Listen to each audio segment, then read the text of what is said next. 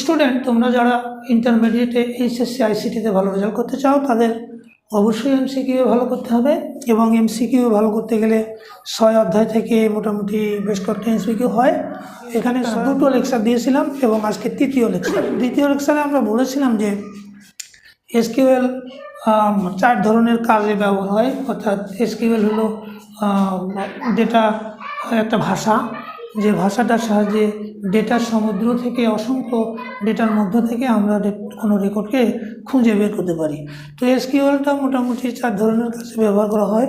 একটা হলো data retrieval বা পুনরুদ্ধার এসকিউএল ব্যবহার করা হয়, ডেটা ডেফিনেশনে এসকিউএল করা হয়, ডেটা আপডেটে এসকিউএল ব্যবহার করা হয়, এবং ডেটা ম্যানিপুলেশন এসকিউএল ব্যবহার করে থাকি। তো আমরা আজকে একটু ডেটা রিট্রাইভালে এসকিউএলের ব্যবহারটা একটু দেখি। ডেটা রিট্রাইভাল বা পুনরুদ্ধার এসকিউএল, তো এই সিলেক্ট স্টেটমেন্ট ব্যবহার করে ডেটা রিট্রাইভাল পুনরুদ্ধার করা হয়।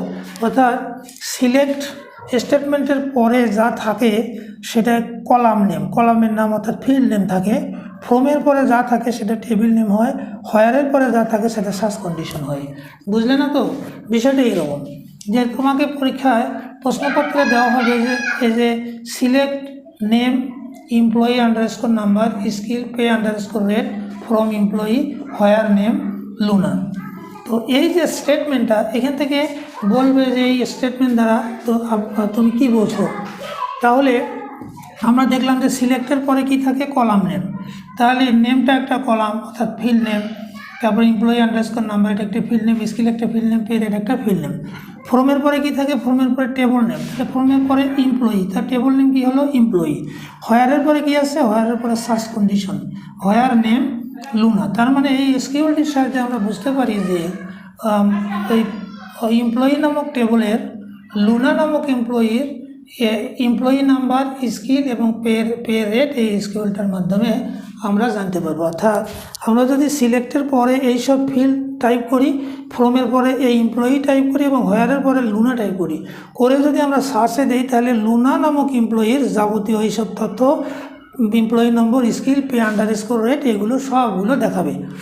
এইভাবে এসকিউএলের মাধ্যমে ডেটা রিট্রাইভাল বা পুনরুদ্ধার করা যায়। এরপরে ডেটা ডেফিনেশনে এসকিউএলের ব্যবহার, ক্রিয়েট স্টেটমেন্টের সাহায্যে ডেটা ডিফাইন করা হয়ে থাকে। তো সেক্ষেত্রে আমরা একটা এখানে উদাহরণ দিতে পারি। এখানে create table employee, employee underscore number 20 not null, name care 20, skill care 15, pay underscore rate number 10.2। আচ্ছা, এখন এই এসকিউএলটির মাধ্যমে আমরা কি বুঝতে পারি, তাহলে এই যেহেতু ক্রিয়েট আছে সেহেতু আমরা ডেটা ডিফাইন করতে এটা ব্যবহার করি।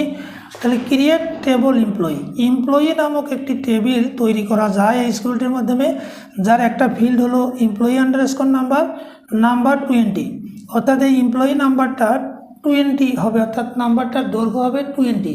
যে আমরা 1, 3, 5, 9, 10, 11 এরকম করে যদি বলি তাহলে এরকম করে ডিজিট ধরবে মূলত 20টা। নট নাল, এই ঘরটাকে কখনো ফাঁকা রাখা যাবে না।